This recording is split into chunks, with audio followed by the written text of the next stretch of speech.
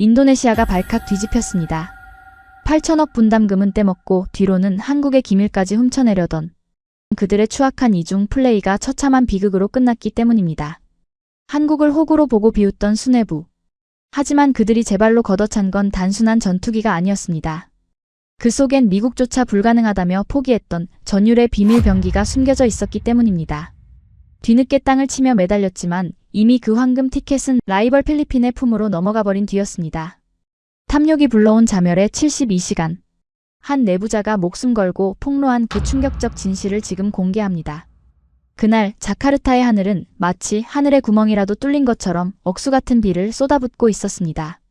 창문을 때리는 빗소리가 너무나 거세서 제 심장이 쿵쿵 뛰는 소리조차 들리지 않을 정도였으니까요. 제 이름은 라마트, 인도네시아 국방부 예산전략국의 수석 보좌관입니다. 하지만 그 거창한 직함이 무색하게도 저는 지금 제 책상 위에 놓인 단 한 장의 종이 앞에서 손을 부들부들 떨고 있습니다. 에어컨이 빵빵하게 돌아가는 서늘한 사무실이었지만 제 등줄기에는 식은땀이 비오듯 흘러내리고 있었죠.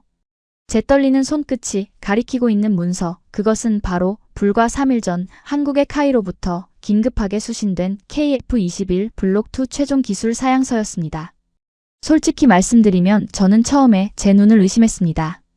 아니, 한국 측 담당자가 숫자를 잘못 입력하는 치명적인 오타를 냈다고 확신했더랬죠.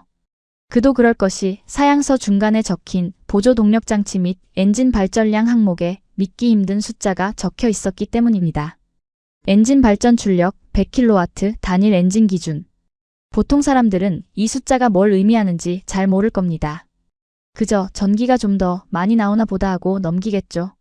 하지만 저처럼 국방 예산을 20년 넘게 주무른 사람에게 이 숫자는 단순한 전력량이 아니라 재앙의 예고장이나 다름없었습니다. 여러분 한번 냉정하게 생각해 보십시오. 세계 최강이라 불리는 미군의 F-35 스텔스기조차 엔진 발전량이 30kW 수준에 불과합니다. 그런데 엔진 개발 역사가 고작 10년도 안 된 한국이 그것도 4,500파운드급 소형 엔진에서 미국의 3배가 넘는 100kW를 뽑아낸다니요? 이건 물리적으로 불가능한 영역입니다. 아니, 불가능해야만 했습니다. 만약 이 수치가 사실이라면 이것은 단순한 전투기 엔진이 아니라 레이저 무기를 무제한으로 쏘아대고 적의 레이더를 강력한 전파로 태워버릴 수 있는 날아다니는 발전소가 탄생했다는 뜻이 되니까요. 저는 마른 침을 꿀꺽 삼키며 사양서 옆에 놓인 또 다른 서류 뭉치를 바라보았습니다. 프랑스어로 빼곡하게 적힌 그 문서는 우리 장관님이 그토록 자랑스러워하며 서명하기 직전인 라팔 전투기 42대 추가 도입 계약서였습니다. 순간 헛구역질이 올라오더군요. 우리는 지금 고작 껍데기뿐인 4.5세대 전투기를 대당 2,500억 원이라는 천문학적인 돈을 주고 사오려 하고 있는데 정작 한국은 그 절반도 안 되는 가격에 6세대로 진화할 수 있는 심장을 우리에게 헐값에 넘기겠다고 제안하고 있었던 겁니다. 이건 미친 짓이야. 저는 저도 모르게 신음처럼 내뱉으며 서류를 움켜쥐었습니다. 지금 당장 장관님께 달려가야 했습니다. 가서 이 미친 계약을 멈추고 당장 한국에 연체된 분담금을 송금해야 한다고 소리쳐야 했습니다.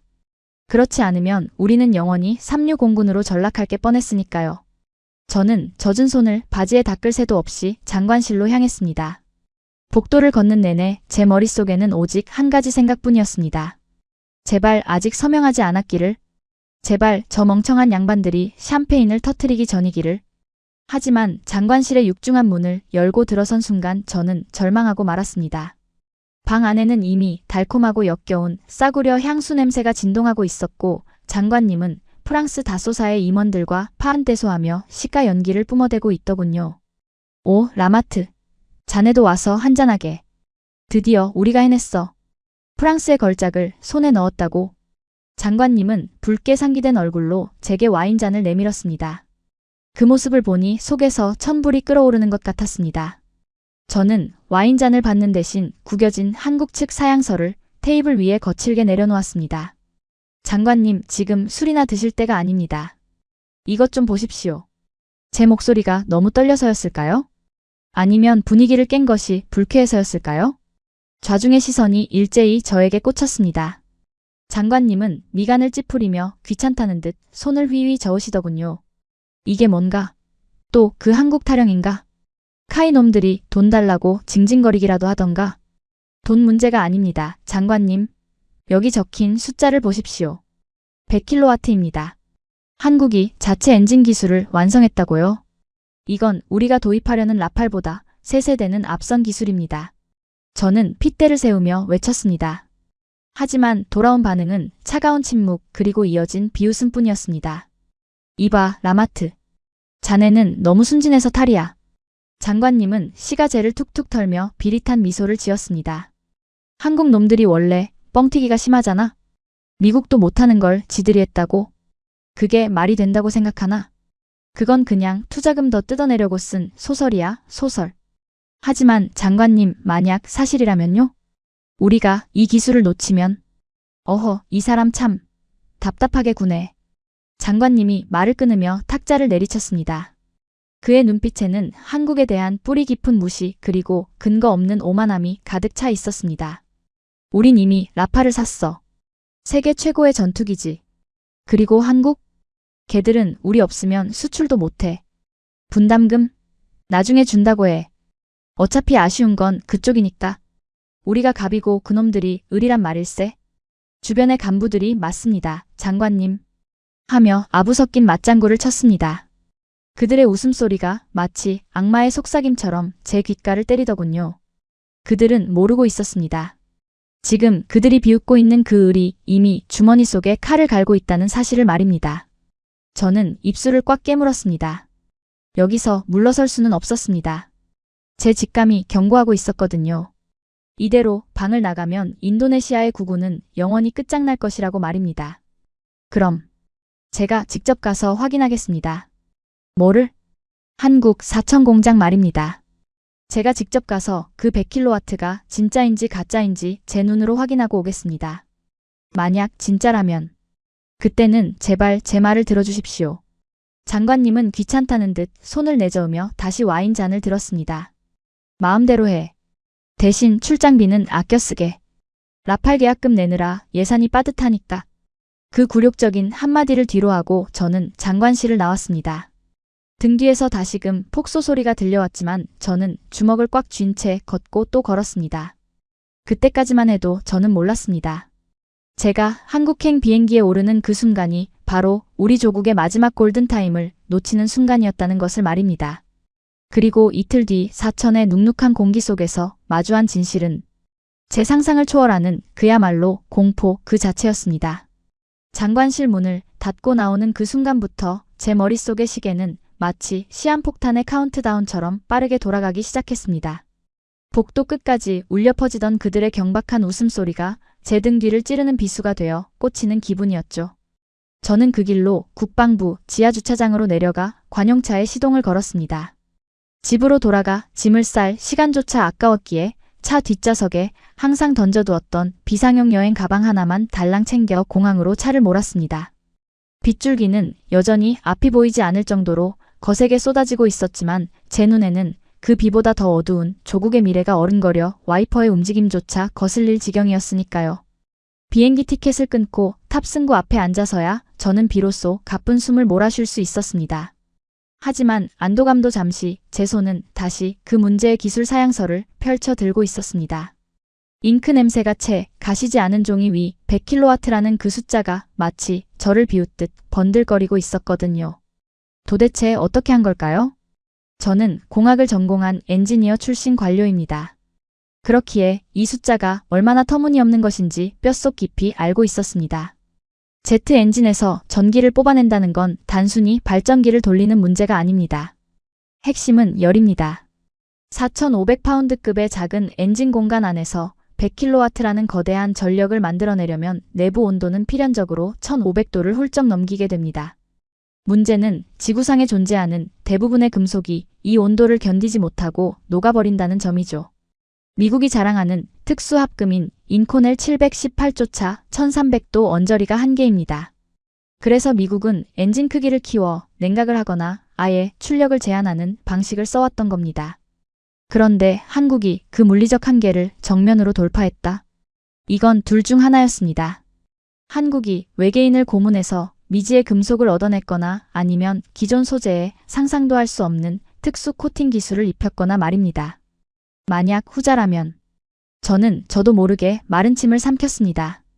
그건 단순히 전투기 엔진을 만드는 기술이 아니었습니다.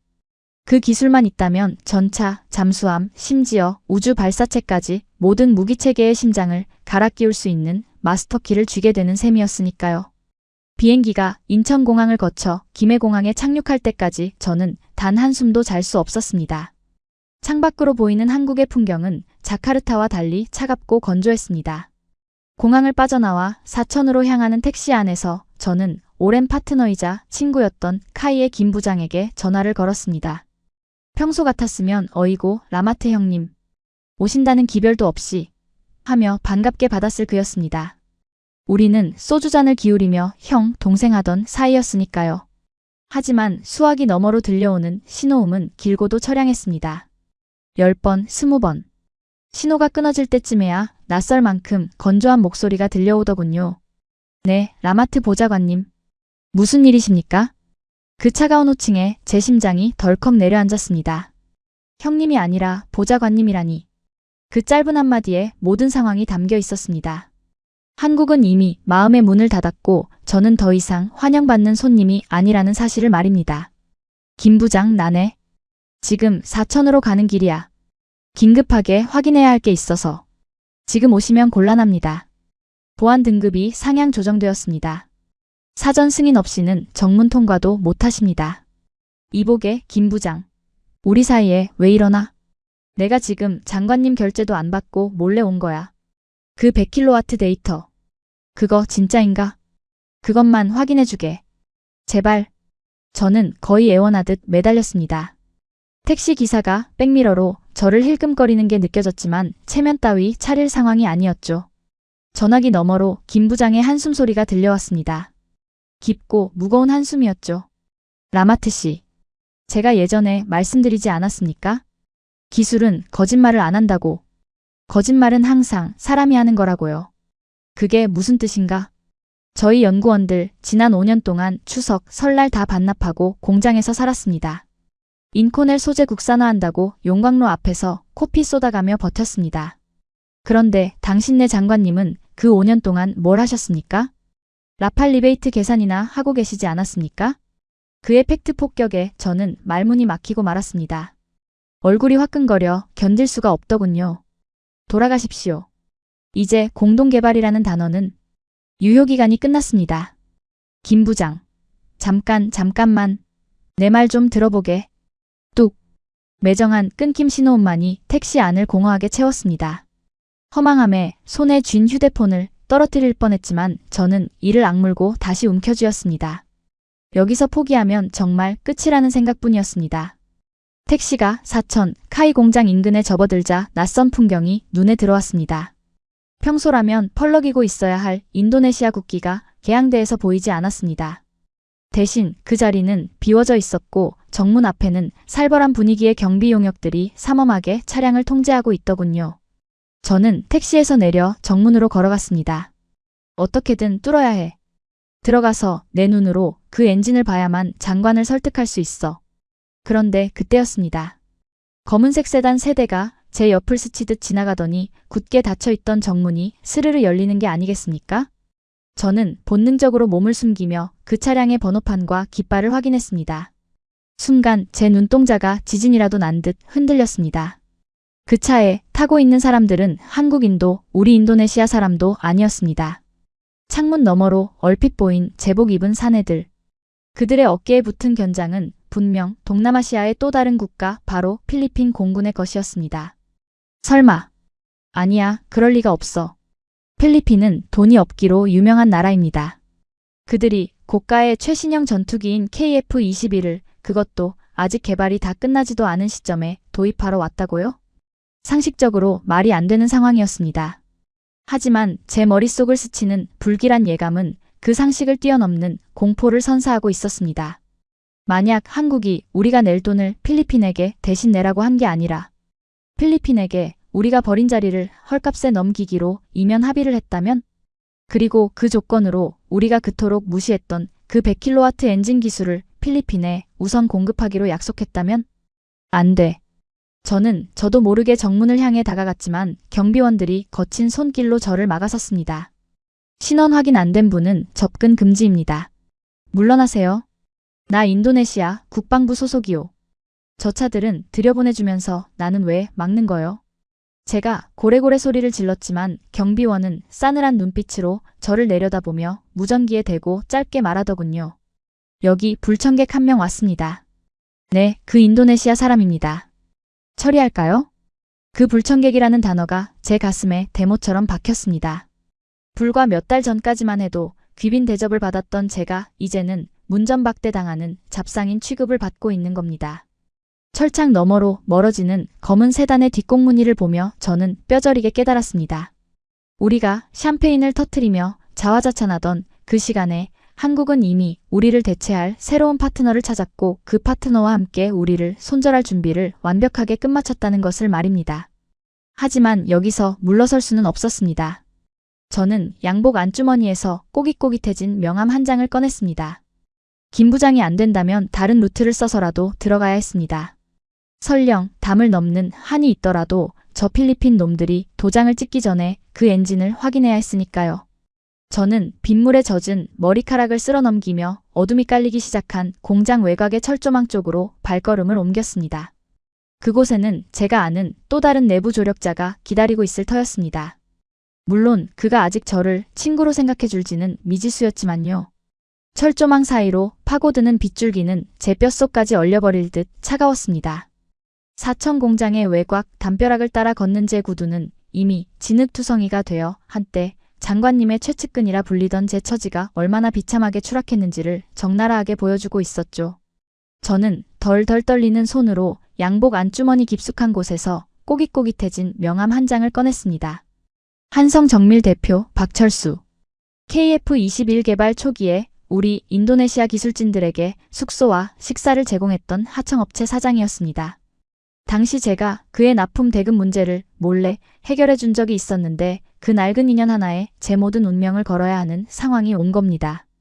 휴대폰 불빛에 비친 명함의 번호를 누르는 동안 제 심장은 터질 듯이 요동쳤습니다. 신호음이 한 번, 두 번. 그리고 뚝. 여보세요? 누구? 십니까? 박 사장님 접니다. 라마트입니다. 기억하시겠습니까? 수화기 너머로 잠시 침묵이 흘렀습니다. 그 몇 초가 저에게는 몇 년처럼 느껴지더군요. 이내 거친 숨소리와 함께 낮은 목소리가 들려왔습니다. 라마트 보좌관님? 지금 이 시간에 웬일입니까? 아니, 번호는 그대로시네요. 박 사장님 긴 말할 시간이 없습니다. 저 지금 공장 3번 게이트 옆 자재 반입구 쪽에 있습니다. 제발 문 좀 열어주십시오. 딱 5분 아니 1분이면 됩니다. 이보세요, 보좌관님. 지금 여기가 어떤 상황인 줄 알고 이러십니까? 지금 보안 등급이 가급입니다. 개미 새끼 한 마리도 못 들어갑니다. 압니다, 알아요. 하지만 내가 지금 이걸 확인 못하면 우리 두 나라 관계가 정말 끝장납니다.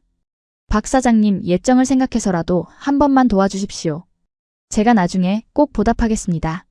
제 목소리는 빗소리에 묻혀 거의 울음처럼 들렸을 겁니다. 잠시 후 육중한 철문 너머로 끼익하는 금속성 마찰음이 들려오더군요. 쪽문이 열리며 작업복을 입은 박 사장이 겁에 질린 표정으로 고개를 내밀었습니다. 미쳤군요, 정말. 빨리 들어오십시오. CCTV 사각지대니까 망정이지 걸리면 저도 끝장입니다. 저는 감사하다는 말도 제대로 못한 채 그 좁은 문틈으로 몸을 구겨 넣었습니다. 그렇게 발을 들여놓은 공장 내부의 공기는 바깥 세상과는 전혀 다른 차원이었습니다.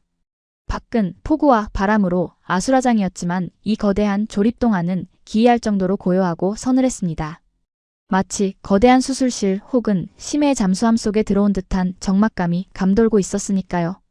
천장의 높은 곳에 매달린 수은등이 창백한 빛을 뿜어내고 있었고 그 아래로 끝도 없이 펼쳐진 조립 라인에는 수백 명의 엔지니어들이 개미처럼 붙어 움직이고 있었습니다. 그런데 말입니다. 제가 예전에 방문했을 때 느꼈던 그 활기차고 시끌벅적한 분위기는 온데간데 없었습니다. 웃음소리도 잡담도 심지어 공구를 떨어뜨리는 소음조차 들리지 않았습니다. 들리는 것이라고는 오직 웅웅거리는 낮은 기계음과 엔지니어들이 주고받는 짧고 간결한 복명복창 소리뿐이었죠. 저는 박 사장의 뒤를 따라 화물용 통로를 지나며 주변을 두리번거렸습니다. 그때 제 눈에 믿을 수 없는 광경이 들어왔습니다. 라인 한쪽에 쌓여있는 부품 박스들. 그 겉면에 붙어있는 송장 라벨들이 전부 붉은색 스티커로 도배되어 있더군요. 우선순위 필리핀. 심장이 덜컥 내려앉았습니다. 설마 벌써 부품 생산까지. 제가 멍하니 그 박스를 바라보고 있자 누군가 제 앞을 가로막았습니다. 차가운 기운에 고개를 들어보니 하얀 가운을 입은 중년의 사내가 저를 내려다보고 있었습니다. 그는 카이의 엔진 개발 파트를 총괄하는 최수석이었습니다. 작년까지만 해도 자카르타에 오면 제게 깎듯이 허리를 굽히며 기술 이전 좀 잘 부탁드립니다. 라고 사정하던 바로 그 사람이었죠. 라마트 보좌관님. 그의 목소리는 공장의 공기보다 더 건조했습니다. 반가움이나 놀라움 따위는 전혀 담겨있지 않은 그저 귀찮은 불청객을 대하는 사무적인 톤이었습니다. 최수석님. 오랜만입니다. 저는 애써 웃음을 지어 보이며 손을 내밀었지만 그는 제 손을 잡지 않았습니다. 대신 뒷짐을 진 채 제 젖은 양복과 진흙 묻은 구두를 물끄러미 바라볼 뿐이었죠. 여기는 통제구역입니다. 박 사장님이 실수를 하신 것 같군요. 나가주셔야겠습니다. 최수석님 잠깐만요. 제가 온 건 다름이 아니라 그 엔진 데이터 때문입니다. 100kW 출력. 그거 오타죠? 그렇죠? 4,500파운드 엔진에서 그런 전력이 나온다는 게 말이 됩니까? 제가 장관님을 설득하려면 확실한 팩트가 필요해서 그럽니다. 저는 다급하게 그의 팔을 잡으려 했습니다. 하지만 최 수석은 한 걸음 뒤로 물러나며 저를 피하더군요. 그의 눈빛에는 경멸조차 없었습니다. 그저 안타깝다는 듯한 무미건조한 연민만이 서려 있을 뿐이었습니다.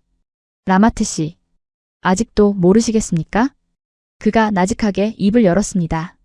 저희가 지난 5년 동안 당신네 정부가 약속한 돈을 기다리며 손가락만 빨고 있었을 거라고 생각하셨습니까? 천만에요. 우리는 돈이 안 들어오면 제 살을 깎고 뼈를 갈아서라도 만들었습니다. 왜냐고요? 우리에겐 안보가 걸린 문제니까요. 그러니까 그 100kW가 진짜라는 말입니까? 진짜고 가짜고가 뭐가 중요합니까?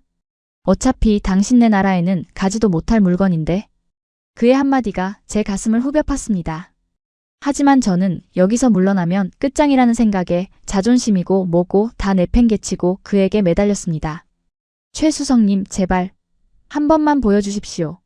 내 눈으로 직접 봐야 본국에 보고를 할 거 아닙니까? 그래야 밀린 돈도 주고 다시 계약도 할 거 아닙니까? 제 고함 소리에 주변의 연구원들이 하던 일을 멈추고 저를 쳐다보았습니다.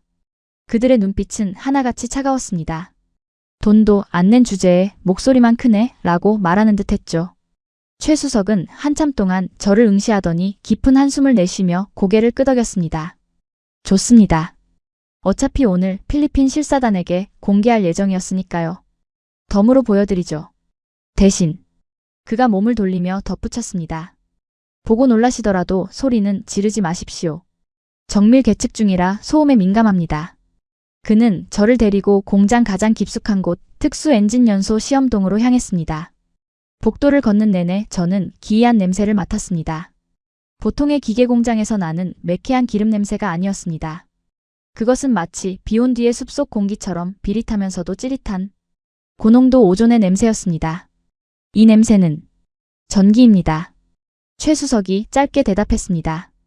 너무 막대한 전력이 한 좁은 공간에 응축되다 보니 공기 중의 산소가 이온화되면서 나는 냄새죠.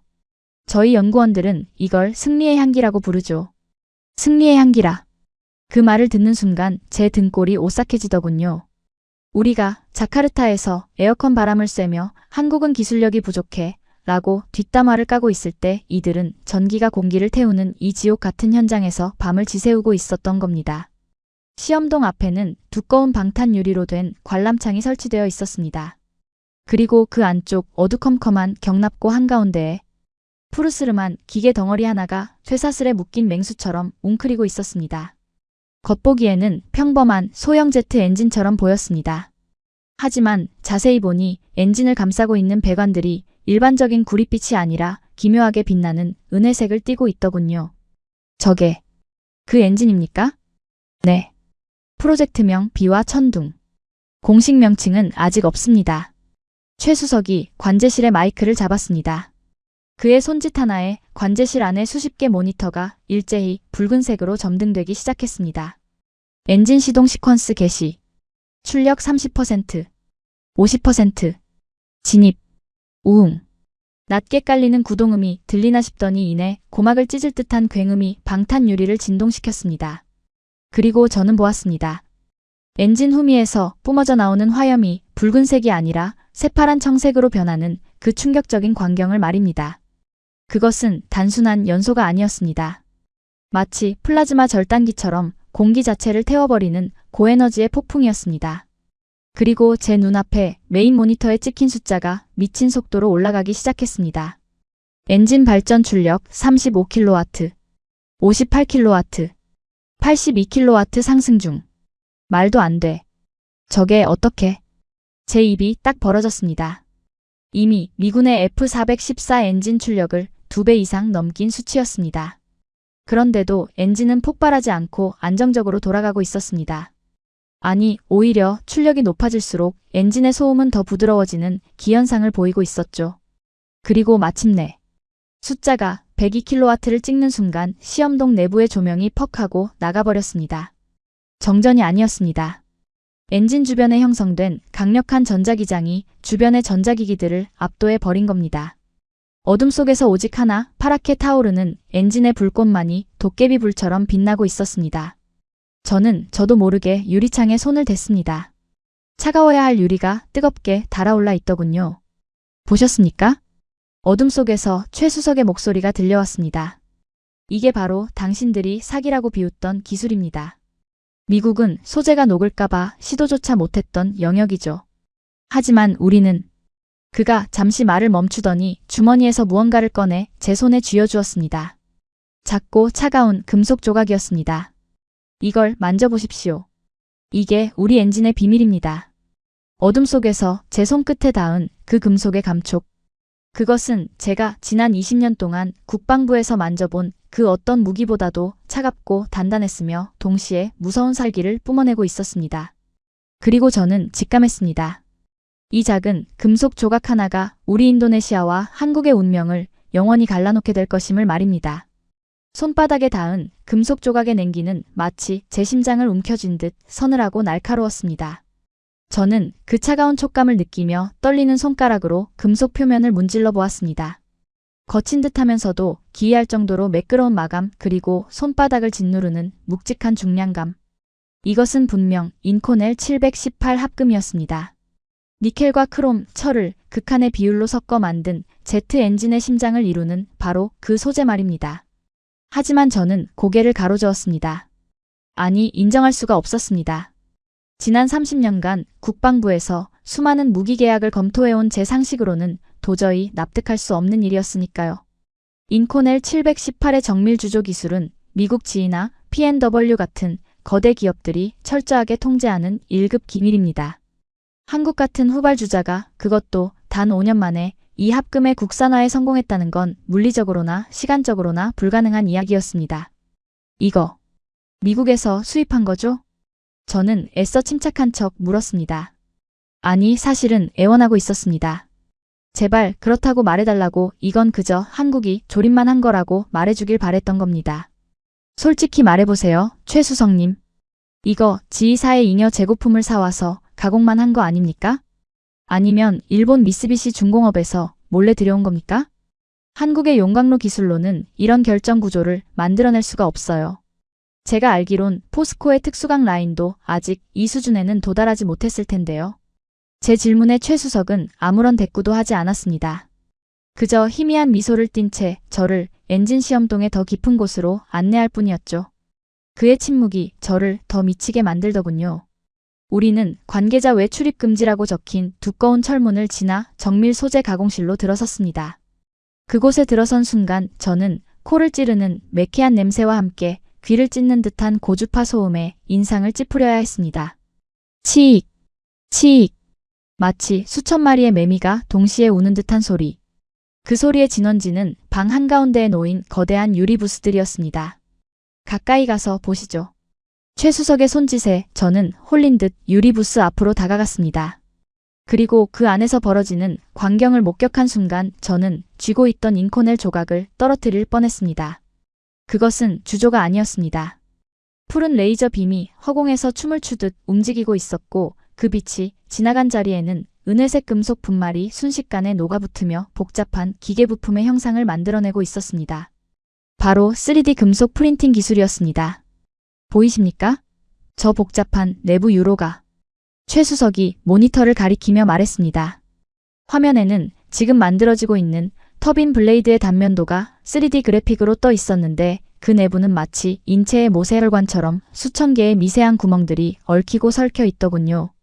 기존의 주조 방식으로는 절대 저런 구조를 만들 수 없습니다. 오직 적층 제조 방식만이 가능하죠. 저 미세한 혈관들이 바로 냉각 채널입니다. 저 구멍 사이로 공기가 흐르면서 1600도의 고열을 식혀주는 겁니다. 1600도라니. 그게 말이 됩니까? 인코넬의 녹는 점이 1300도 언저리인데 어떻게 소재가 버팁니까?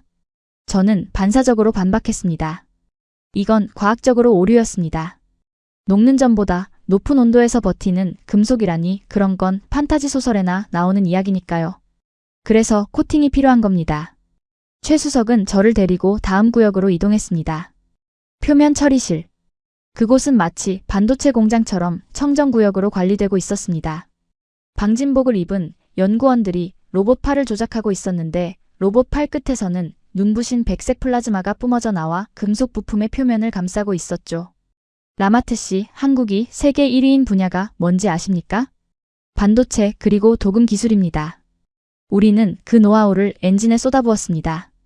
인코넬 표면에 특수 세라믹 소재를 사중으로 코팅해서 열을 반사시키는 기술 일명 열차팩 코팅을 독자 개발한 겁니다. 그는 작업대 위에 놓인 검은색 장부를 펼쳐 제게 보여주었습니다. 거기엔 빼곡한 숫자들이 적혀 있었는데 그중 한 줄이 제 눈을 강타했습니다. 테스트 로그 샵 4829 가동시간 3000시간 터빈 입구 온도 1682도 손상률 0.02%. 저는 눈을 비비고 다시 보았습니다. 1682도. 이건 미군의 최신형 엔진 F-135가 견디는 온도와 맞먹거나 오히려 더 높은 수치였습니다. 그런데 손상률이 고작 0.02%라니요. 이건 거의 새 것이나 다름없다는 뜻 아닙니까? 거짓말. 이건 조작된 장부야. 저는 고개를 저으며 뒷걸음질 쳤습니다. 인정할 수 없었습니다. 아니, 인정하고 싶지 않았습니다. 만약 이게 사실이라면 우리 인도네시아는 지금 다이아몬드 원석을 시궁창에 버린 꼴이 되는 거니까요. 저는 떨리는 목소리로 글을 쏘아붙였습니다. 이 데이터 국제 인증은 받은 겁니까? 한국끼리 짜고 치는 고스톱 아닙니까? 미 연방항공청이나 유럽항공안전청 인증 도장이 없잖아요. 하지만 최수석은 제 억지스러운 의심에도 전혀 동요하지 않았습니다. 오히려 안쓰럽다는 듯 혀를 차더군요. 라마트 씨, 군용 기술은 인증을 받는 게 아닙니다. 증명하는 거죠. 실전에서 말입니다. 그리고 우리는 이미 증명할 준비를 마쳤습니다. 그는 저를 데리고 마지막 구역 통합항전 시험장으로 향했습니다. 그곳은 마치 거대한 비행 시뮬레이터 같았습니다.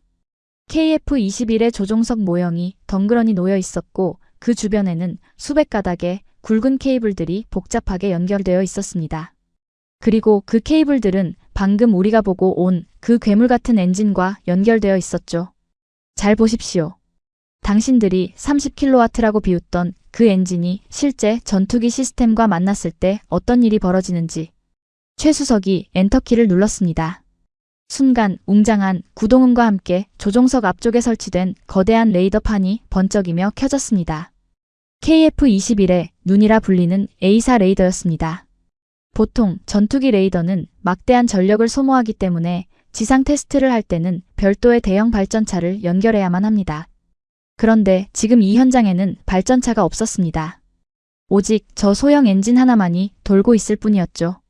윙! 레이더가 회전하며 뿜어내는 전자파의 출력이 모니터 그래프를 뚫고 올라갔습니다. 레이더 출력 100%. 초과 출력 모드 활성화. 세상에. 저도 모르게 신음했습니다.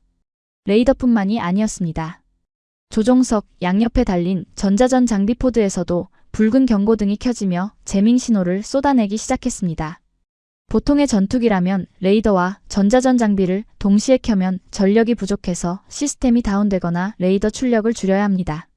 하지만 눈앞의 KF-21 시스템은 아무런 버벅거림 없이 모든 장비를 풀파워로 가동하고 있었습니다. 심지어 모니터 한 구석에는 레이저 무기 시스템 상태, 발사 준비 완료라는 섬뜩한 문구까지 초록색으로 빛나고 있더군요. 레이저 무기. 꿈의 무기라 불리는 그것을 가동할 예비 전력까지 확보해 두었다는 뜻이었습니다. 이제 이해가 되십니까? 최수석이 제 옆으로 다가와 나직하게 속삭였습니다. 4,500파운드급 엔진에서 100kW를 뽑아낸다는 건 단순히 숫자의 문제가 아닙니다. 이건 전투기를 지치지 않는 싸움꾼으로 만든다는 뜻입니다. 적들은 미사일 몇 발 쏘고 나면 도망가야 하지만 이 녀석은 하늘에 떠 있는 동안 무한대로 적의 눈을 멀게 하고 무한대로 요격할 수 있다는 겁니다. 그게 바로 우리가 만든 괴물의 정체입니다. 저는 다리에 힘이 풀려 주저앉을 뻔했습니다. 머릿속이 하얗게 변했습니다. 장관님의 비웃음소리 한국은 뻥튀기야 라던 그 오만한 목소리가 제 귓가에서 산산이 부서져 내렸습니다. 우리는 뻥튀기를 산 게 아니었습니다. 우리는 핵폭탄급의 혁신을 걷어찬 것이었습니다. 그런데 진짜 지옥은 그 다음이었습니다.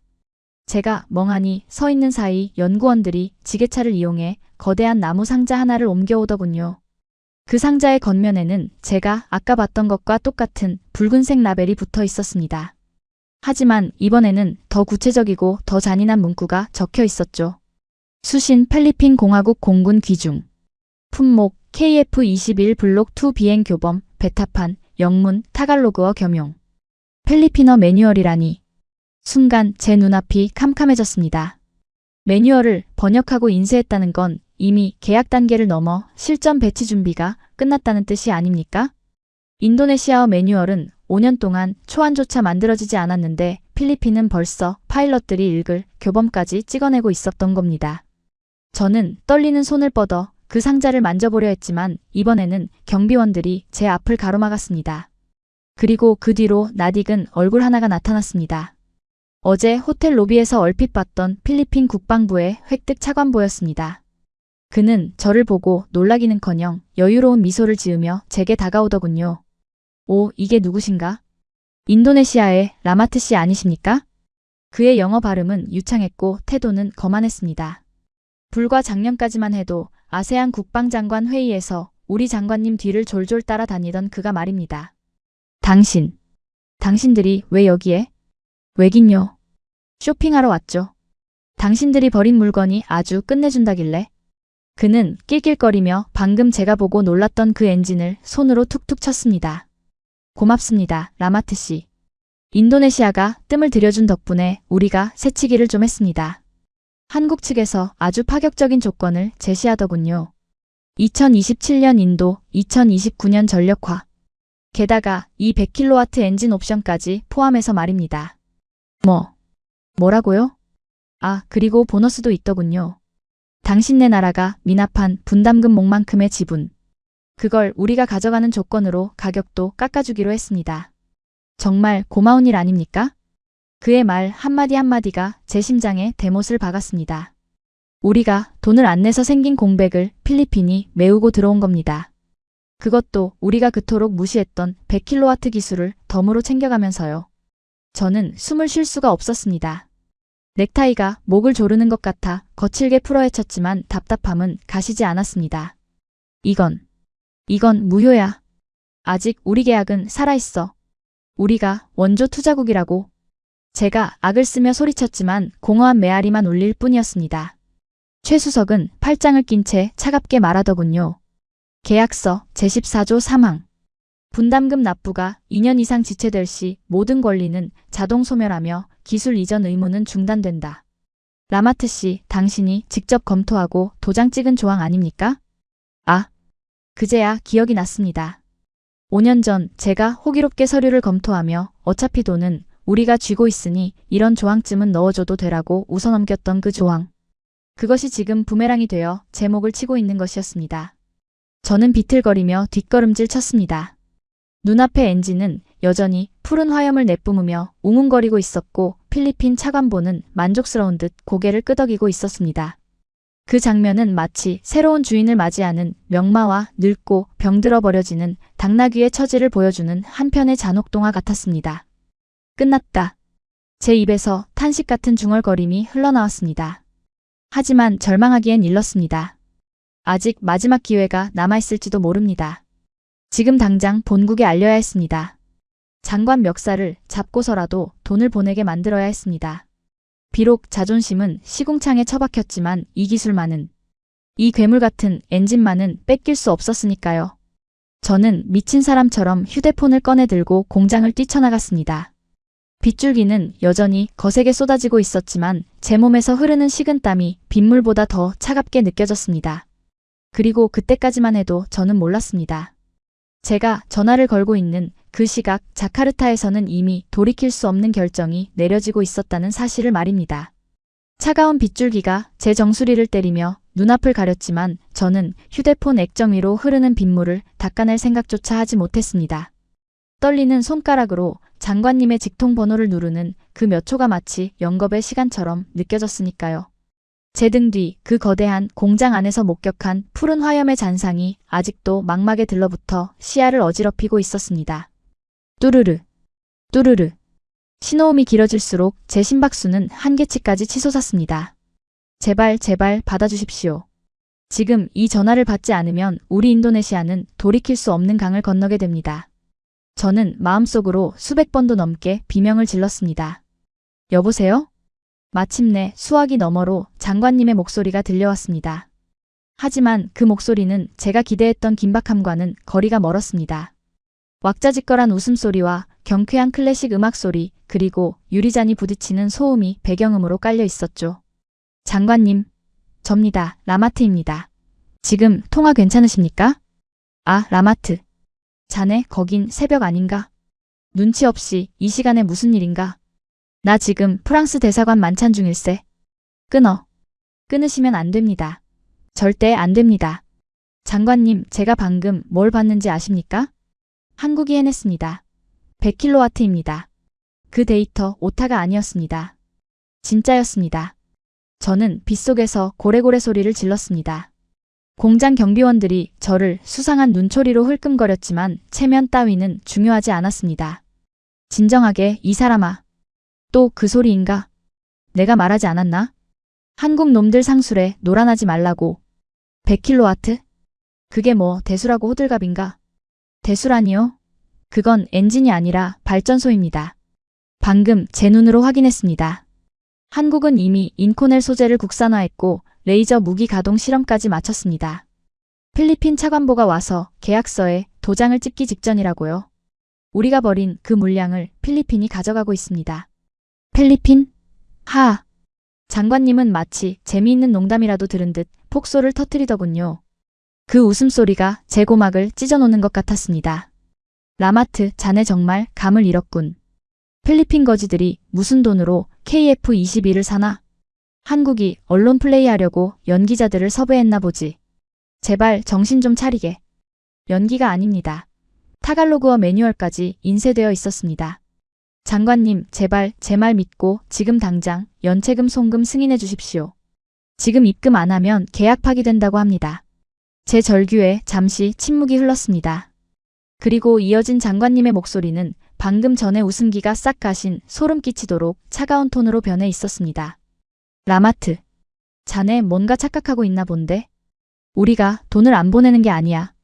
네, 그게 무슨. 못 보내는 걸세. 돈이 없거든. 순간 제 머릿속이 하얗게 멈춰버렸습니다. 국방 예산을 관리하는 제가 모르는 돈의 흐름이 있었다니요? 분명 KF-21 분담금으로 배정된 예산 6천억 루피아는 금고에 있어야 했습니다. 그게 무슨 말씀이십니까? 예산안 통과된 게 언젠데? 그 돈 오늘 오전에 다 썼네. 어디에요? 라팔 계약금. 프랑스 애들이 현금을 요구해서 말이야. KF-21 예산을 전용해서 써버렸어. 자네가 한국에 간 사이에 처리했지. 천둥이 치는 듯 했습니다. 하늘이 무너진다는 표현은 이럴 때 쓰는 것이겠죠. 우리가 한국과의 신뢰를 지킬 수 있는 마지막 동아줄 그 자금마저도 저들이 몰래 프랑스산 전투기 계약금으로 탕진해 버린 겁니다. 장관님, 지금 제정신이십니까? 그 돈을 쓰면 한국과는 끝입니다. 위약금은요? 매몰 비용은 어쩌고요? 어허, 시끄럽네. 어차피 한국은 우리 못 버려. 나중에 추경 예산 편성해서 주면 될 거 아닌가? 끝내. 자네도 그만두고 들어와. 뚝. 매정한 끊김 소리와 함께 전화는 먹통이 되었습니다.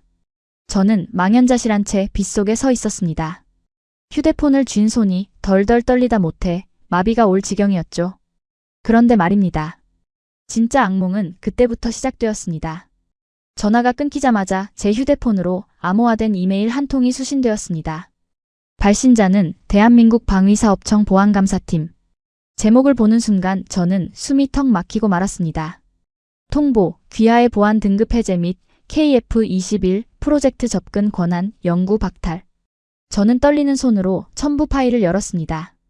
그곳에는 제가 그토록 보고 싶지 않았던, 아니 인도네시아인이라면 누구도 보지 말아야 할 가장 깊은 비밀이 적혀 있었습니다. 그것은 단순한 계약 해지 통보서가 아니었습니다. 한국이 우리 몰래 준비해온 플랜 B의 실체였습니다. 저는 빗물에 젖어 흐릿해진 화면을 닦아내며 소리내어 그 문장들을 읽어내려갔습니다. 본 문서는 대한민국 정부와 필리핀 공화국 간의 전략적 기술 제휴 협정서임을 증명한다. 제 목소리가 빗소리에 묻혀 떨려 나왔습니다. 제4조 2항. 한국은 인도네시아 측의 계약 불이행으로 인해 발생한 KF-21 블록 2의 초도 물량 16대를 필리핀 공군에 즉시 양도한다. 이에 따른 인도 시점은 2029년에서 2026년 12월로 앞당긴다. 2026년 12월. 불과 11개월 뒤였습니다. 우리가 5년을 기다려도 받지 못한 그 비행기를 필리핀은 계약 도장을 찍자마자 1년 안에 가져간다는 이야기였습니다. 이것은 단순히 생산 라인의 순번을 바꾼 게 아니었습니다. 한국이 우리를 위해 만들어둔 기체를 페인트만 다시 칠해서 필리핀에 넘기겠다는 완벽한 대체 선언이었습니다. 하지만 더 충격적인 내용은 그 아래에 있었습니다. 붉은색 볼드체로 강조된 특약 조항이 제 눈을 찔렀습니다. 제7조 1항. 코드명 썬더링크 한국 필리핀 데이터 연동망. 한국은 필리핀에 인도되는 기체에 한해 100kW급 엔진 기반의 한국형 데이터 링크 소스 코드를 전면 개방한다. 이를 통해 필리핀 공군은 한국의 위성 및 무인기 자산과 실시간으로 연동된다. 저는 그 자리에 주저앉고 말았습니다. 썬더링크. 이것이야말로 한국이 숨겨왔던 가장 무서운 무기였습니다. 단순히 전투기 성능이 좋은 게 문제가 아니었습니다. 이 코드를 공유한다는 건 한국군이 보는 모든 정보를 필리핀도 실시간으로 공유받는다는 뜻입니다. 한국의 첩보 위성이 적을 발견하면 필리핀의 KF-21이 즉시 미사일을 날릴 수 있는 동맹의 신경망에 접속하게 되는 것이죠. 우리는 고작 비행기 몇 대를 놓친 게 아니었습니다. 우리는 아시아 최강의 안보 네트워크인 코리아 쉴드에서 영구 추방당한 것이었습니다. 그리고 그 자리를 우리가 한 수 아래라고 비웃던 필리핀이 꿰차고 앉은 겁니다. 아, 제 입에서 짐승 같은 신음이 터져나왔습니다. 이 사실을 알게 된 이상 저는 더 이상 침묵할 수 없었습니다. 당장 본국의 언론에 폭로해야 했습니다. 장관이 예산을 횡령해서 라파를 샀다고 우리가 쫓겨난 진짜 이유는 돈 때문이라고 알려야 했습니다. 저는 급히 자카르타의 유력 일간지 기자인 후배에게 전화를 걸었습니다. 하지만 통화 버튼을 누르려는 순간 제 휴대폰 화면이 검게 변하더군요. 배터리가 나간 게 아니었습니다. 화면 중앙에 낯선 로고와 함께 경고 메시지가 떴습니다. 심카드 오류, 정부 명령에 의한 서비스 중지. 뭐야? 이거 왜 이래? 제가 당황해서 전원 버튼을 눌러댔지만 먹통이 된 휴대폰은 켜지지 않았습니다. 그리고 그때였습니다. 공장 정문 쪽 어둠 속에서 검은 양복을 입은 사내 2명이 저를 향해 다가오고 있는 것이 보였습니다. 빗속을 뚫고 걸어오는 그들의 걸음걸이에는 일말의 망설임도 없었습니다. 그들은 한국인이 아니었습니다. 그들의 옷깃에 달린 배지. 그것은 주한 인도네시아 대사관 보안 요원을 상징하는 가루다 문양이었습니다. 장관이 보낸 사람들이었습니다. 제가 딴 마음을 품을까봐 혹은 제가 알아낸 진실이 새어나갈까봐 입을 막으러 온 것이 분명했습니다. 라마트 보좌관님 되십니까? 앞에 선 사내가 빗물을 뚝뚝 흘리며 물었습니다. 그의 허리춤이 불룩한 것으로 보아 단순한 대화로 끝낼 생각은 없어 보였습니다. 장관님께서 찾으십니다. 조용히 모셔오라고 하시더군요. 이거나. 난 아직 할 일이 있어. 이 사실을 알려야 한다고. 제가 뒷걸음질 치며 소리쳤지만 그들은 순식간에 제 양팔을 낚아챘습니다. 억센 소나기 힘에 제 몸이 허수아비처럼 끌려갔습니다. 저는 발버둥치며 고개를 돌려 공장 쪽을 바라보았습니다. 저 멀리 굳게 닫힌 철문 너머로 여전히 웅웅거리는 엔진 소리가 들려오고 있었습니다. 마치 우리를 비웃는 승전가처럼 혹은 우리를 애도하는 장송곡처럼 말입니다. 차가운 빗물과 뜨거운 눈물이 뒤섞여 제 뺨을 타고 흘러내렸습니다. 그렇게 저는 질질 끌려가며 제 인생에서 가장 길고 어두운 밤을 맞이해야만 했습니다. 그리고 그 시각 한국의 뉴스 채널에서는 마침내 그 소식이 속보로 타전되기 시작했습니다. 우리가 그토록 막고 싶었던 그러나 결국 막지 못한 파국의 서막이 전 세계에 생중계되고 있었던 것입니다. 검은색 세단의 뒷문이 육중한 소리를 내며 닫히자 빗소리는 순식간에 차단되었고 차 안에는 숨막히는 정적만이 감돌았습니다. 양옆에 앉은 건장한 사내들은 마치 저를 범죄자 취급하며 제 어깨를 짓누르고 있었는데 그들의 소나기 힘이 어찌나 센지 빗물에 젖은 와이셔츠 너머로 살이 파고드는 고통이 느껴질 정도였죠. 어디로 가는 겁니까? 내가 누군지 알아? 난 국방부 수석 보좌관이야. 제가 악을 쓰며 몸부림쳤지만 조수석에 앉은 팀장은 뒤도 돌아보지 않은 채 건조하게 대꾸하더군요. 알고 있습니다, 라마트 씨. 그래서 호텔로 모시는 겁니다. 장관님께서 당신이 너무 과로한 것 같다고 푹 쉬게 해드리라고 특별 지시를 내리셨거든요.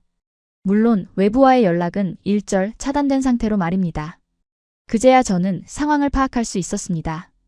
이것은 보호가 아니라 감금이었습니다. 제가 알아낸 썬더링크의 비밀과 장관의 횡령 사실이 새어나가는 것을 막기 위해 저를 아무도 모르는 곳에 가둬두려는 수작이었던 겁니다.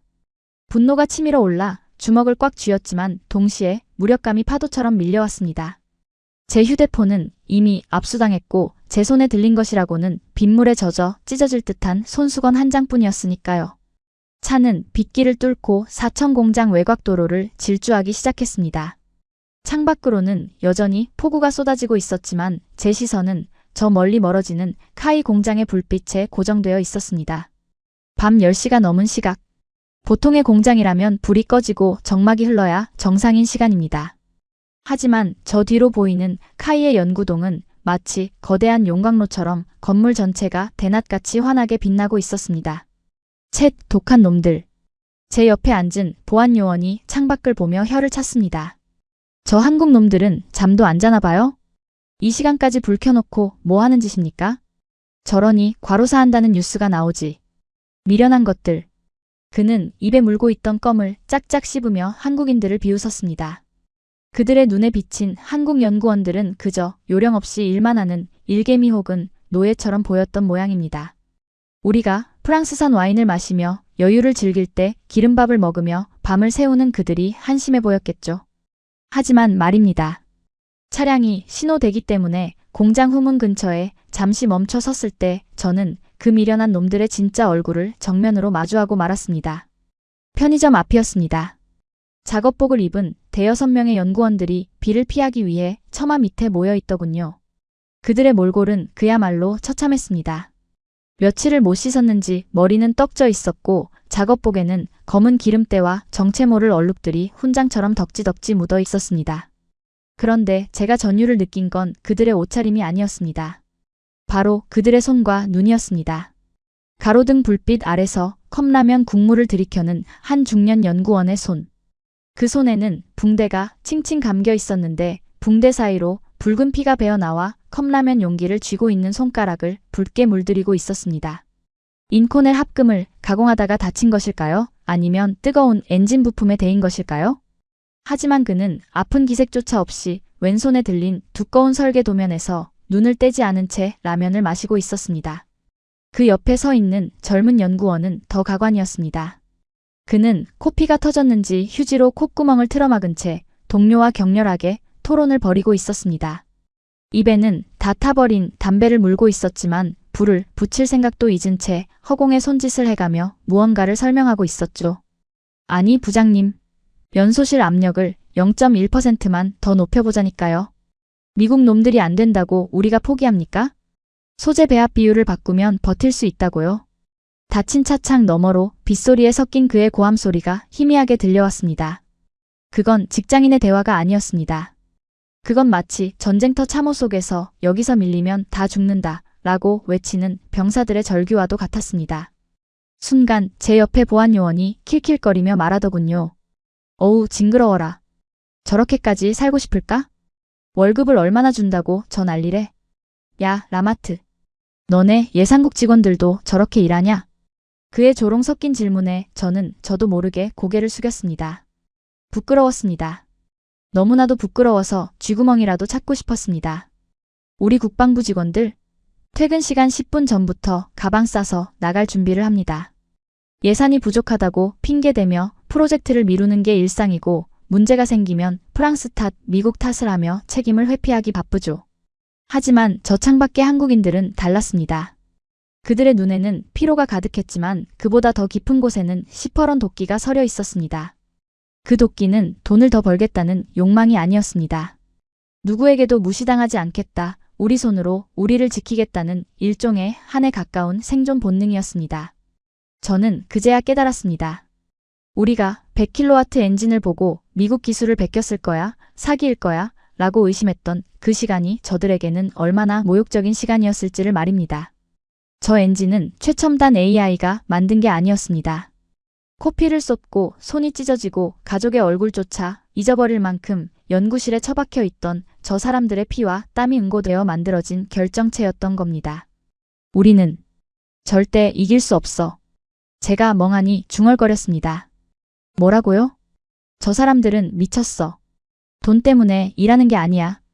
그냥 증명하고 싶은 거야. 자신들이 틀리지 않았다는 걸. 그런 사람들을 상대로 우리가 무슨 수로 이기나. 고작 돈 몇 푼 쥐고 갑질이나 하려던 우리가 애초부터 상대가 될 리가 없잖아. 제 자조 섞인 독백에 보안요원은 이해할 수 없다는 표정으로 어깨를 으쓱했습니다. 차는 다시 속도를 높여 빗속을 뚫고 달렸고 처마 밑에 연구원들은 다시 공장 안으로 뛰어들어갔습니다. 그들의 뒷모습이 어둠 속으로 사라지는 것을 보며 저는 가슴 한구석이 뻥 뚫린 듯한 상실감을 느꼈습니다. 우리는 기술을 놓친 게 아니었습니다. 우리는 저런 사람들, 저런 열정을 가진 파트너를 영영 잃어버린 것이었습니다. 30분 뒤 차는 해안가 절벽 위에 있는 한 외딴 호텔에 도착했습니다. 호텔이라고는 하지만 창문마다 쇠창살이 덧대어 있는 것이 영락없는 안전가옥이었습니다. 요원들은 저를 거의 짐짝처럼 끌고 5층의 한 객실로 밀어넣었습니다. 장관님 지시가 있을 때까지 여기서 한 발짝도 못 나갑니다.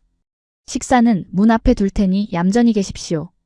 쾅! 육중한 문이 닫히고 밖에서 자물쇠가 잠기는 소리가 들렸습니다. 저는 문을 두드리며 소리쳤지만 돌아오는 건 차가운 침묵뿐이었습니다. 방 안에는 낡은 침대 하나와 작은 TV 그리고 창밖으로 보이는 검은 바다가 전부였습니다. 저는 침대에 걸터 앉아 머리를 감싸 쥐었습니다. 무력감이 저를 집어삼키고 있었습니다. 제가 여기서 썩어가는 동안 장관은 라팔 계약서에 서명을 할 것이고 한국은 우리를 손절하고 필리핀과 손을 잡을 것입니다. 그리고 우리 국민들은 아무것도 모른 채 정부가 최신 전투기를 샀다며 환호하겠죠.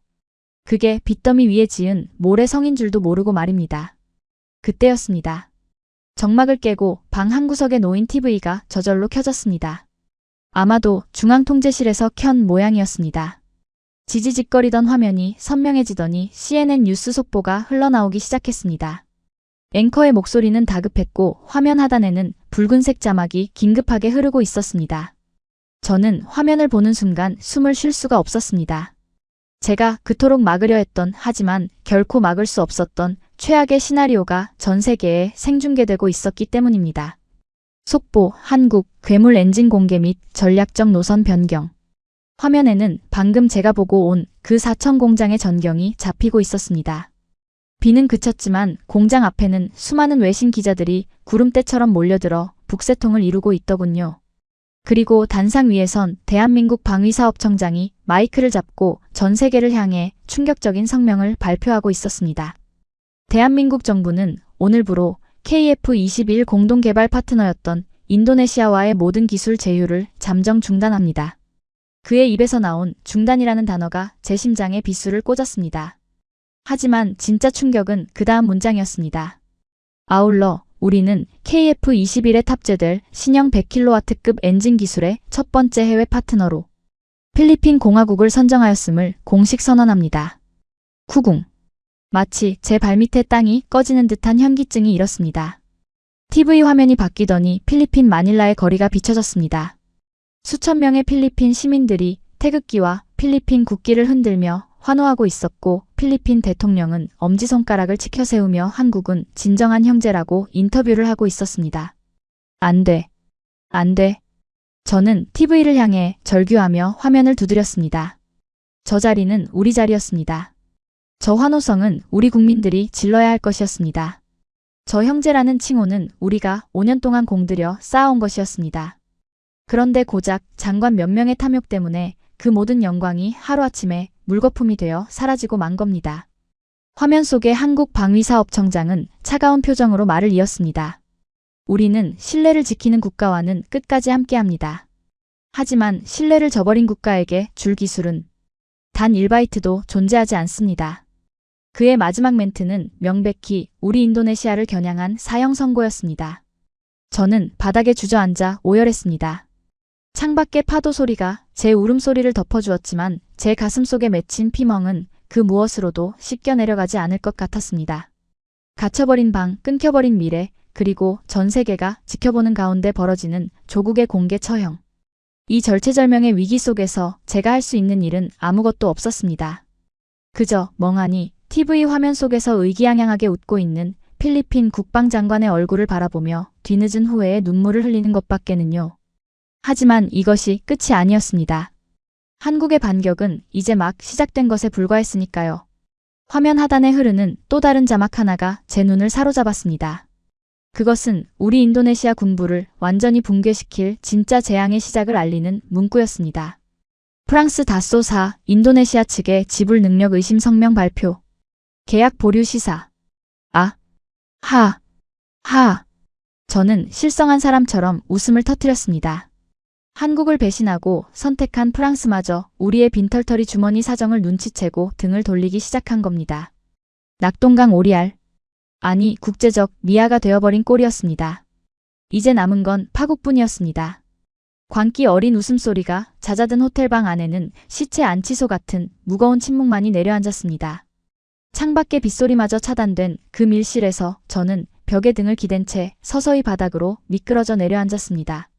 CNN 뉴스 앵커의 목소리는 여전히 방 안을 울리고 있었지만 제 귀에는 그 소리가 마치 멀리서 들려오는 이명처럼 웅웅거릴 뿐이었습니다.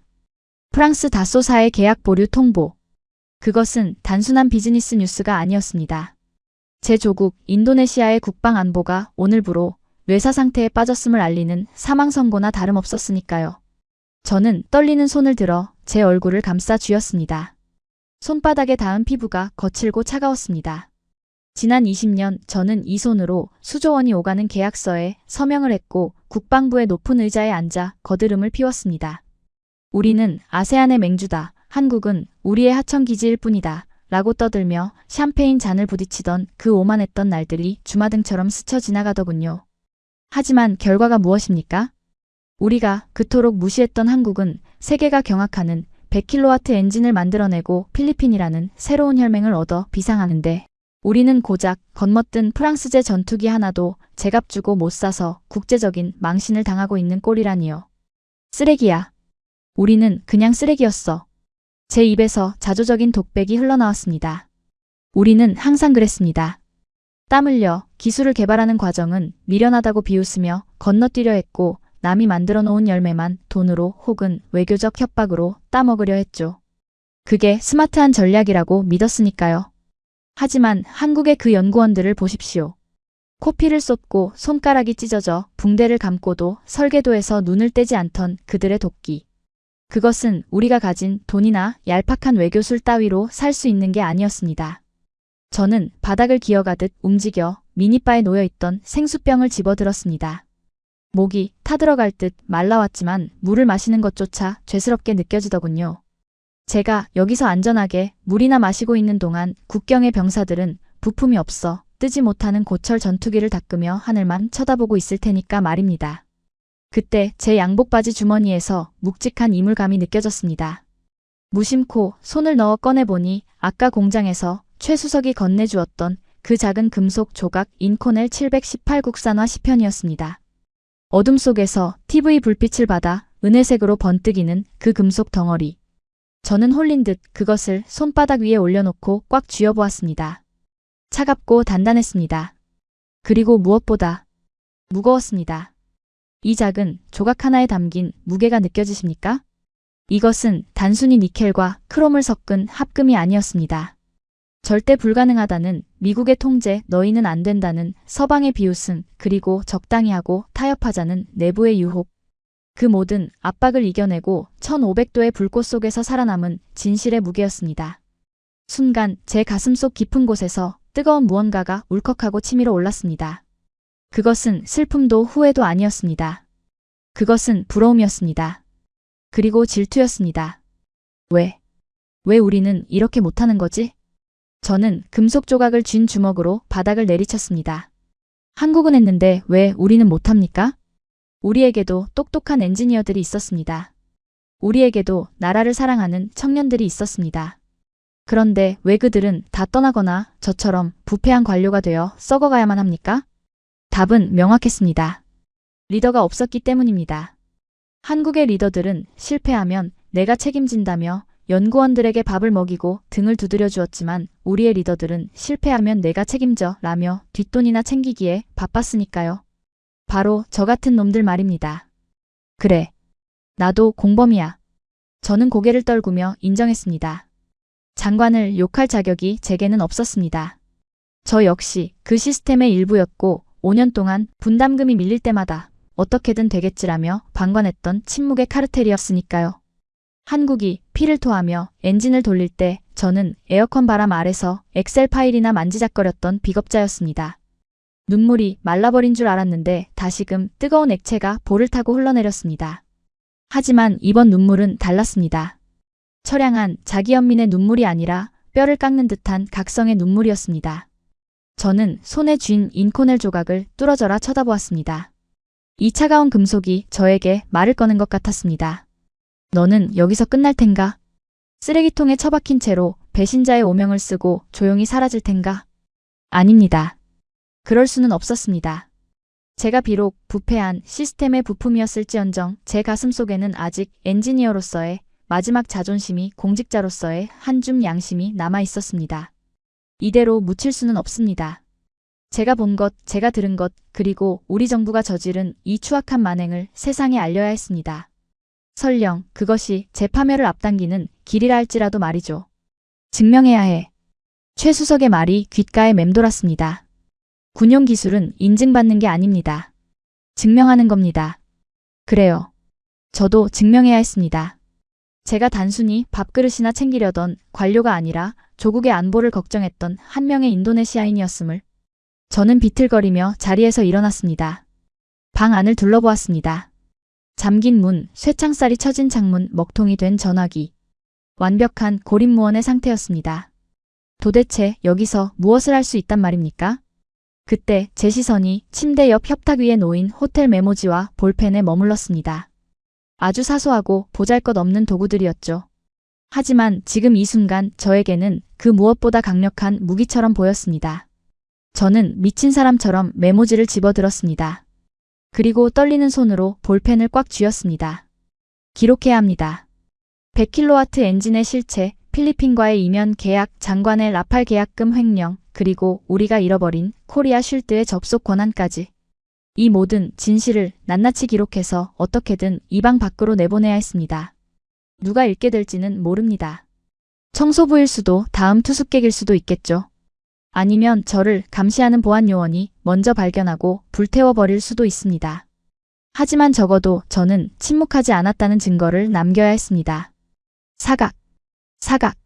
적막한 방 안에 볼펜이 종이를 긁는 소리만이 위태롭게 울려 퍼졌습니다. 첫 문장을 쓰는 순간 제 손끝의 떨림이 멈추더군요. 대신 그 자리에 서늘한 결기가 들어찼습니다. 수신, 대한민국 국민, 그리고 나의 조국 인도네시아에 깨어있는 시민들에게. 작성자 라마트 전 인도네시아 국방부 예산전략국 수석 보좌관. 글을 써내려가는 제 눈앞에 아까 봤던 한국 연구원들의 붕대 감은 손이 어른거렸습니다. 그들은 피로써 기술을 완성했습니다. 그렇다면 저는 제 남은 생명과 명예를 걸고 진실을 완성해야 하지 않겠습니까? 시간이 없었습니다. 장관이 보낸 하수인들이 언제 이 방문을 열고 들어와 저를 영영 침묵시킬지 모릅니다. 저는 속도를 높였습니다. 인코넬 조각을 문진 삼아 종이를 누르고 제 기억 속에 있는 모든 숫자와 팩트를 쏟아냈습니다. 그런데 말입니다. 제가 막 세 번째 페이지를 넘기려던 찰나 복도 쪽에서 웅성거리는 소리와 함께 다급한 발자국 소리가 들려오기 시작했습니다. 뚜벅뚜벅뚜벅. 한두 명이 아니었습니다. 군화 발소리처럼 무겁고 규칙적인 소음이 점점 제 방 쪽으로 다가오고 있었죠. 들켰나? 심장이 다시금 요동쳤지만 저는 펜을 놓지 않았습니다. 오히려 더 꾹 눌렀었습니다. 종이가 찢어질 정도로 말입니다. 그리고 마침내 제 방문의 잠금 장치가 해제되는 삐빅 소리가 들렸을 때 저는 마지막 문장에 마침표를 찍고 그 메모지를 인코넬 조각과 함께 베개 밑 깊숙한 곳에 찔러 넣었습니다. 끽! 문이 열리고 눈이 부실 정도로 밝은 복도의 빛이 쏟아져 들어왔습니다. 저는 눈을 가늘게 뜨고 문 앞에 선 인물들을 바라보았습니다. 장관의 보안 요원들이라고 생각했습니다. 저를 끌고 가서 쥐도 새도 모르게 처리하려는 줄 알았습니다. 하지만 역광을 등지고 선 그들의 실루엣은 제가 예상했던 것과는 전혀 달랐습니다. 그들은 검은 양복이 아니라 짙은 남색의 제복을 입고 있었습니다. 그리고 그들의 가슴에는 인도네시아 국장이 아닌 전혀 다른 나라의 국기가 선명하게 박혀 있더군요. 라마트 씨 되십니까? 가장 앞에 선 남자가 유창한 영어로 물었습니다. 그의 목소리는 정중했지만 거부할 수 없는 위엄이 서려 있었습니다. 저는 멍하니 그의 어깨를 바라보았습니다. 태극 문양. 그리고 그 아래 적힌 대한민국 국군 방첩 사령부. 한국 신변 보호 요청이 접수되었습니다. 늦어서 죄송합니다. 그의 한마디에 저는 다리에 힘이 풀려 그 자리에 주저앉고 말았습니다. 이것이 구원일까요? 아니면 또 다른 심판의 시작일까요? 분명한 것은 단 하나. 이제 제 손을 떠난 이 진실 게임이 제가 상상했던 것보다 훨씬 더 거대한 소용돌이 속으로 빠져들고 있다는 사실이었습니다. 신변보호. 라고 하셨습니까? 제 다리가 풀려 휘청거리는 찰나 요원 중 한 명이 재빠르게 제 팔을 부축해 일으켜 세웠습니다. 그의 단단한 악력은 저를 위협하려는 것이 아니라 무너지는 저를 지탱하려는 동맹의 힘처럼 느껴지더군요. 저는 멍하니 그를 바라보았습니다. 대한민국 국군 방첩 사령부. 그 이름이 주는 무게감에 압도되어 숨조차 쉴 수 없었지만 더 놀라운 것은 그들의 타이밍이었습니다. 마치 제가 마지막 진실을 기록하기만을 기다렸다는 듯 정확한 순간에 개입했으니까요. 시간이 없습니다, 라마트 씨. 지금 당신네 장관이 전 세계를 상대로 무슨 짓을 하고 있는지 보십시오. 팀장이 내민 태블릿 PC 화면 속에는 자카르타 국방부 청사의 긴급 브리핑 현장이 생중계되고 있었습니다. 수많은 플래시 세례 속에서 장관님은 짐짓 비통한 표정으로 마이크를 잡고 있더군요. 국민 여러분, 우리는 한국과의 의리를 지키려 했으나 한국 엔진의 치명적인 결함과 폭발 위험 때문에 KF-21 사업을 잠정 중단합니다. 대신 검증된 프랑스 라파를 도입하겠습니다. 뭐? 결함? 제 입에서 헛웃음이 터져나왔습니다. 1600도를 견디는 기적의 엔진을 두고 폭발 위험이라니요. 거짓말을 덮으려면 더 큰 거짓말이 필요한 법이죠. 저 회견이 끝나면 한국은 사기꾼이 되고 당신은 모든 책임을 뒤집어 쓴 부패 관료가 될 겁니다. 팀장의 말에 등골이 오싹해졌습니다. 그것이 놈들의 시나리오였습니다. 자신들의 횡령을 덮기 위한 완벽한 꼬리 자르기. 한국이 왜 저를 돕습니까? 우리는 당신을 돕는 게 아닙니다. 진실을 돕는 겁니다. 증명할 수 있는 건 당신뿐이니까요. 이동합니다. 우리는 호텔 뒷문으로 빠져나와 검은색 밴에 몸을 실었습니다. 차는 빗길을 뚫고 무서운 속도로 질주하여 제가 쫓겨났던 카이 4천 공장으로 다시 진입했습니다. 최고의 무대는 현장에 있는 법이죠. 팀장의 안내를 받아 도착한 곳은 공장 대회의실이었습니다. 놀랍게도 그곳에는 수십 명의 외신 기자들이 대기하고 있었고 정면의 대형 스크린에는 자카르타의 장관 브리핑이 이원 생중계로 연결되어 있었습니다. 한국 방사청이 기술 해명을 명분으로 장관을 유인해 판을 깔아놓은 것이었죠. 문 앞에 온 에어램프가 붉게 빛나고 있었습니다. 주머니 속 차가운 금속 조각이 제 허벅지를 찌르며 말하는 듯 했습니다. 숨지 마라. 네가 본 것을 말해라. 저는 숨을 들이마시고 문을 힘껏 밀어젖혔습니다. 끽! 수십 개의 카메라가 일제히 저를 향했습니다. 플래시가 번개처럼 터졌지만 저는 눈을 감지 않았습니다. 화면 속 자카르타에서 떠들던 장관이 저를 보고 입을 딱 벌린 채 굳어버리더군요. 라마트? 네가 왜 거기서? 장관님, 엔진이 폭발한다고요? 저는 단상에 올라 주머니에서 인코넬 시편을 꺼내 높이 쳐들었습니다. 조명을 받은 은회색 금속이 서슬퍼런 빛을 뿜어냈습니다. 이것은 1600도의 화염도 견디는 한국의 독자 기술입니다. 폭발 위험이 있는 건 엔진이 아닙니다. 바로 당신의 그 새빨간 거짓말입니다. 장내가 술렁이기 시작했습니다. 당황한 장관이 삿대질하며 고래고래 소리를 지르더군요. 저놈 마이크 꺼. 감히 국가 기밀을. 기밀? 당신이 횡령한 라팔 계약금이 기밀입니까? 제가 소리쳤습니다. 우리의 혈세 6천억 루피야. 한국에 줘야 할 분담금을 오늘 아침 프랑스 계좌로 빼돌리지 않았습니까? 우리가 쫓겨난 건 기술 때문이 아니라 당신이 돈을 다 써버렸기 때문이란 말입니다. 그 순간 회의실 스크린이 바뀌었습니다. 한국 측이 준비한 결정적 증거가 떴습니다. 서류가 아니었습니다. 바로 옆 경납고의 CCTV 라이브 영상이었습니다. 기자들의 탄식과 함께 제 심장도 멎는 듯 했습니다. 화면 속 기술진들이 샌딩기로 KF-21 기체 하단을 문지르고 있었습니다. 기계가 지나갈 때마다 5년 동안 그 자리를 지켰던 인도네시아 국기가 붉고 하얀 페인트 가루가 되어 눈발처럼 바닥으로 추락하고 있었습니다. 그리고 그 지워진 자리에 작업자가 검은색 스텐 실판을 대고 노란색 페인트를 뿌렸습니다. 칙! 칙! 스텐 실판을 떼어내자 선명하게 드러난 태양과 세 개의 별. 바로 필리핀 국기였습니다. 보이십니까? 저는 떨리는 손으로 스크린을 가리키며 울부짖었습니다. 저게 당신이 저지른 짓의 결과입니다. 돈 몇 푼 아끼려다 우리는 깃발을 스스로 찢어발긴 겁니다.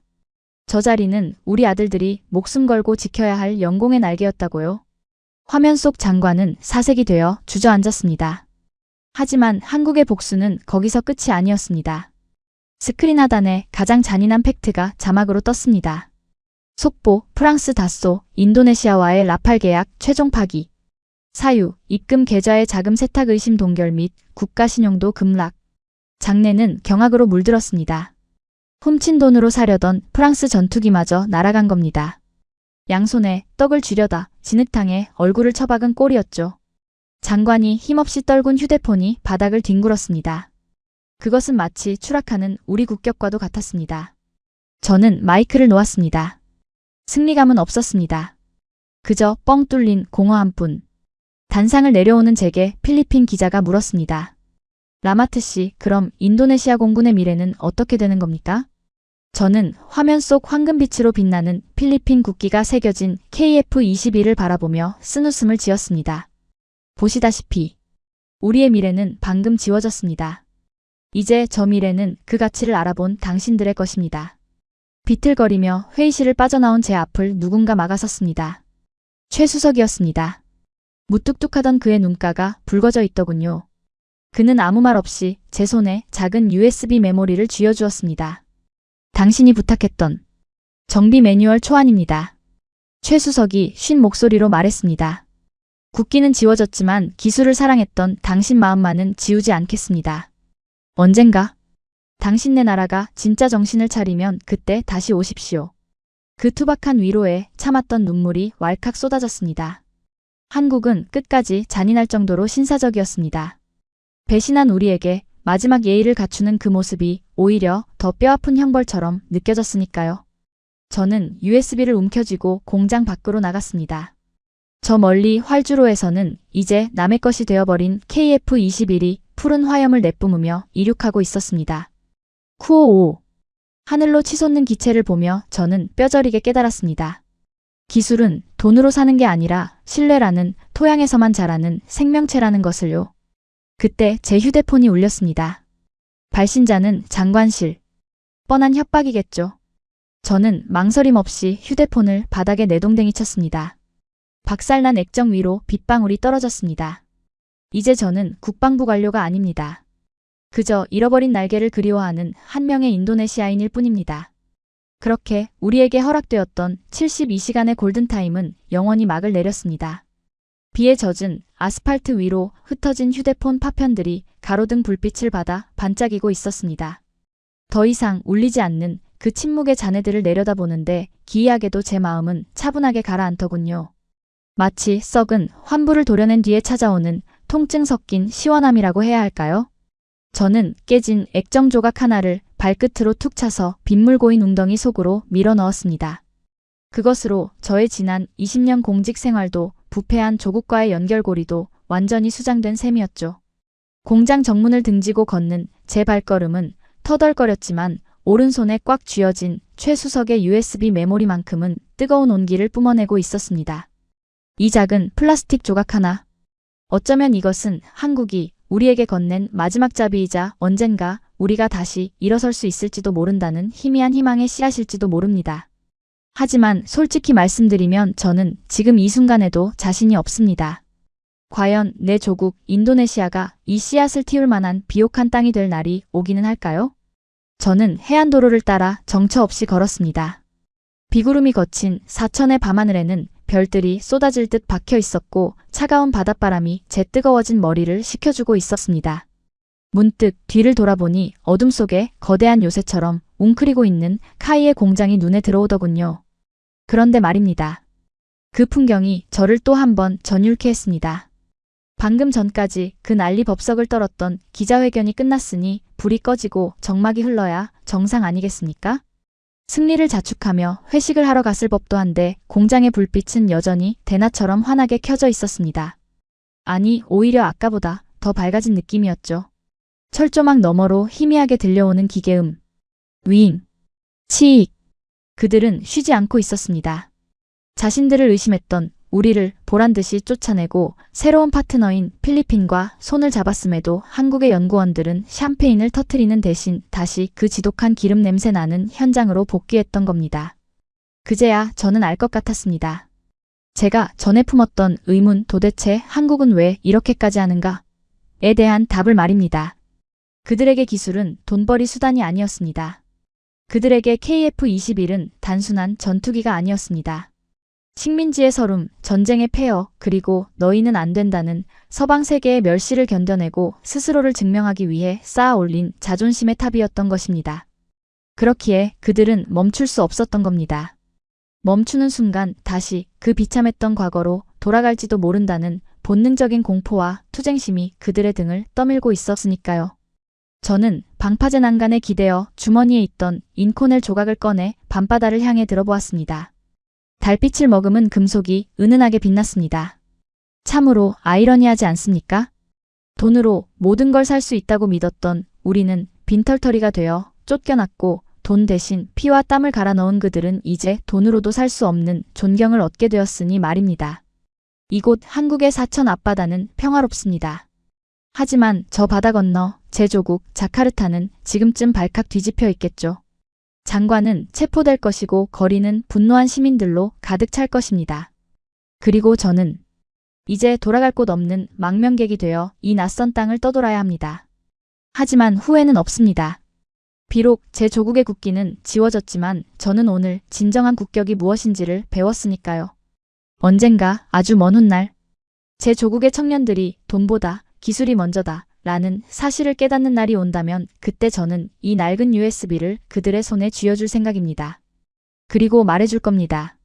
우리가 잃어버린 것은 전투기 한 대가 아니라 신뢰라는 이름의 날개였다고. 바람이 차갑습니다. 옷깃을 여미며 저는 다시 공장의 불빛을 바라봅니다. 저 불빛이 꺼지지 않는 한 한국의 비상은 결코 멈추지 않을 것입니다. 부럽고 두렵고 그리고 경이로운 나라. 대한민국에서의 잊지 못할 72시간이었습니다. 여러분, 오늘 이야기 어떠셨습니까? 지금 들으신 이 이야기는 단순한 픽션이 아닙니다. 기술 주권을 지키기 위해 밤낮 없이 땀 흘리는 대한민국 연구원들의 치열한 현실이자 신뢰를 잃은 국가가 맞이할 수 있는 가장 비극적인 미래를 그린 경고장이기도 합니다. 오늘도 불이 꺼지지 않는 대한민국의 연구소들. 그곳에서 흐르는 땀방울이 모여 우리를 지키는 가장 강력한 방패가 되고 있음을 우리는 결코 잊지 말아야 할 것입니다. 가슴 뜨거워지는 우리 기술의 독립서사, 그리고 주변국들의 엇갈린 운명. 이 통쾌하고도 묵직한 이야기가 여러분의 마음에 닿았다면 구독과 좋아요로 대한민국을 응원해 주십시오. 저는 다음 시간 더 압도적이고 가슴 벅찬 이야기로 다시 찾아오겠습니다. 지금까지 감동띵동이었습니다. 감사합니다.